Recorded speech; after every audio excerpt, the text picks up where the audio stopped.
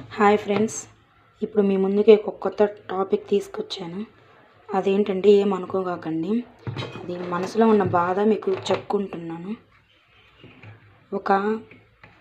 ఒక కోడలు పెళ్ళైన తర్వాత ఒక అత్తింటికి వచ్చిన తర్వాత ఆ ఇంట్లో ఉన్న ప్రతి ఒక్కరూ ఆ పుట్టింటి నుంచి వచ్చిన ఆడపిల్లని ఈ అత్తింటికి కోడలుగా వచ్చిన దాన్ని ఒక ఆడపిల్లలాగే చూసుకోవాలి.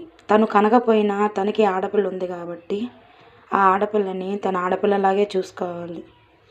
కష్టం వచ్చినా సుఖం వచ్చినా తన తల్లిదండ్రులు ఏమని చెప్పి పంపించారు ఆడపిల్లని. బాధ అయినా సంతోషమైనా కష్టమైనా ఏదైనా నీ అత్తింటితోనే ఇక నీ జీవితం, మాకు ఏ సంబంధం లేదని ఆ రోజు ఎల్లప్పుడూ చెప్పి పంపిస్తారు.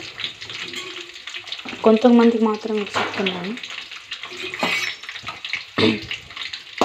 కష్టమైన బాధ అయినా ఏదైనా నష్టం వచ్చినా బాధ వచ్చినా కొట్టినా తన్నినా చంపినా నీ జీవితాంతం నీ భర్తతోనే నీ అత్తింటి గారితోనే చెప్పి ఆడపిల్లని తన తల్లిదండ్రులు చెప్పి పంపిస్తారు ఒక అత్తింటికి.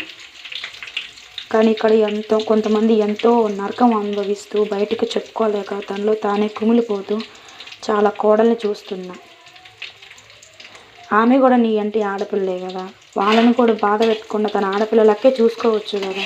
తనకి ఆడపిల్ల ఉంది, మీకున్న ఆడపిల్లని కూడా పక్క కోడలుగా మీరు పంపిస్తున్నప్పుడు ఆ కోడల్ని కూడా మీరు ఎలా చూసుకోవాలి?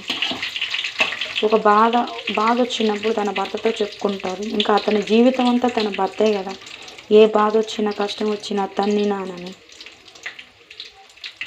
ప్లీజ్ మీకు చేతులెత్తి మొక్కుతున్న ప్రతి ఒక్క కోడల్ని మీరు తప్పుగా అర్థం చేసుకోకుండా తన కూతుళ్ళకే చూసుకుంటే జీవితము హాయిగా గడిచిపోద్ది ఫ్రెండ్స్. ఇది నాలో ఎంతో బాధ ఉంటేనే ఇది మీతో షేర్ చేసుకుంటున్నాను, అర్థం చేసుకోండి. ప్రతి ఒక్క అత్తయ్యలకి చెప్తున్నాను, మీ ఇంటికి వచ్చిన ఆడపిల్లని ఆడపిల్లలాగే చూసుకోండి, వాళ్ళని బాధ పెట్టమాకండి. ప్రతి ఒక్క భర్తకు కూడా చెప్తున్నాను, ఒక ఇంటి నుంచి వచ్చిన ఆడపిల్లని మీరు ఎంతో జాగ్రత్తగా మంచిగా చూసుకోండి ఫ్రెండ్స్.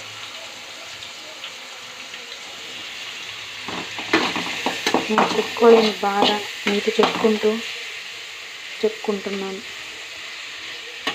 Bye friends.